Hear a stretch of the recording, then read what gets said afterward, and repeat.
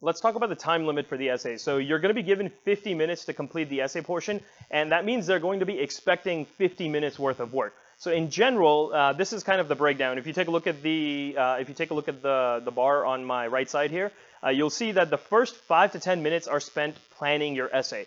So out of the 50 minutes, you're not going to be writing the entire time. Your first goal is going to be to read the essay, read the passage itself.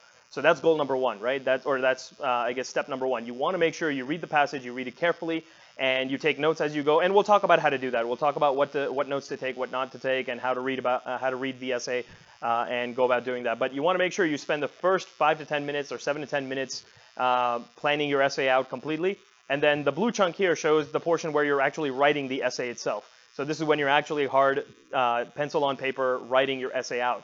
And this is the time when the better you spend your time in the first portion in the first 10 minutes to plan out your essay, to write the outlines, and to read it carefully and take notes and do active reading, the less likely it is that you're going to have trouble during the actual writing phase of the essay. And then the last 3 to 5 minutes should be reserved for editing your essay. So you should look through it, make sure there's no weird spelling mistakes or syntax errors or grammatical mistakes or pronoun antecedent errors, those kinds of things. So you want to make sure you polish it up a little bit because they are expecting you, they are absolutely expecting you to give about 50 minutes worth of effort. So they're expecting a really, really good first draft of your essay. So this is not something that definitely not something that you could just kind of throw together or just read it once without taking notes and go at it. Of course you can. There's nothing stopping you. And if you're able to get the grade that you need by doing that, then that's fantastic.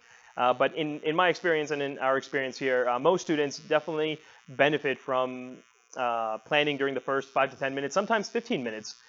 Just depends on the student's ability. The more time you spend planning your essay, the easier a time you're going to have actually writing the essay, and the less likely it is that you're going to have to keep referring back to the text again and again. And that leaves you plenty of time at the end to go back and polish the essay, so that way you can make sure you use the entire time. As you're going through the essay, one thing to keep in mind is that if you do practice essays and you complete additional practice essays, if you find that you are completing your essay in less than 50 minutes, so if you get done around the 40-minute mark or 43-minute mark or 45-minute mark, you're actually not giving yourself enough time. You could actually spend more time or think more.